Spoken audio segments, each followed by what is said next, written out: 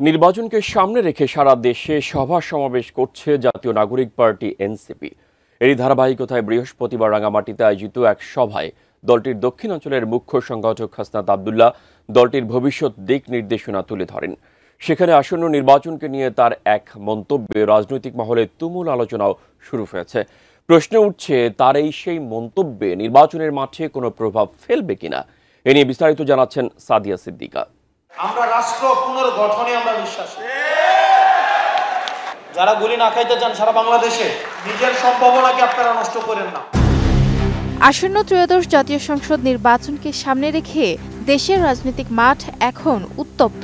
দীর্ঘ ১৬ বছর শাসনের পর আওয়ামী লীগের পতন হলে অন্তর্বর্তীকালীন সরকার নির্বাচনের ঘোষণা দিলে দেশের রাজনৈতিক দলগুলোর মধ্যে নির্বাচনী হাওয়া বইতে শুরু করে।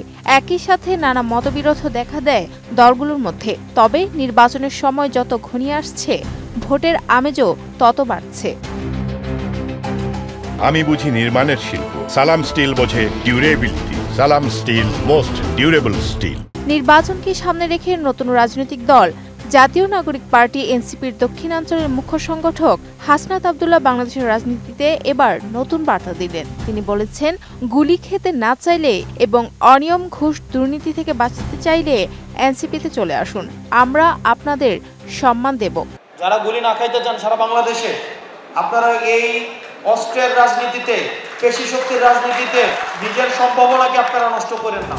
বৃহস্পতিবার বিকেলে রাঙামাটি শহরের ৩ পার্বত্য জেলা রাঙামাটি, খাগড়াছড়ি ও বান্দরবানের এনসিপি নেতাকর্মীদের নিয়ে আয়োজিত এক সমন্বয় সভায় প্রধান অতিথির বক্তব্যে তিনি এসব কথা বলেন। হাসনাত আব্দুল্লাহ বলেন, যারা বিগত বছরগুলোতে অন্যায়, নির্যাতন ও জুলুমের শিকার হয়েছেন তাদের পাশে আমাদের দাঁড়াতে হবে।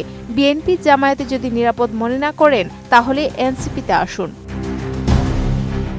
তিনি আরও যোগ করে বলেন, বাংলাদেশে এখন সময় এসেছে আওয়ামী লীগকে না বলার। এনসিপি যে অবস্থান নেয়, বিএনপি ও জামায়াত সেখানে আসতে বাধ্য হয়। এনসিপির জন্ম রাজপথে, তাই আগামী রাজনীতিও গড়ে উঠবে রাজপথে। দক্ষিণাঞ্চলের এই নেতা আত্মবিশ্বাসের সঙ্গে ঘোষণা দেন, বাংলাদেশের পরবর্তী নেতৃত্ব এনসিপি দেবে। আগামী 10 বছরের মধ্যেই এনসিপি সরকার গঠন করবে।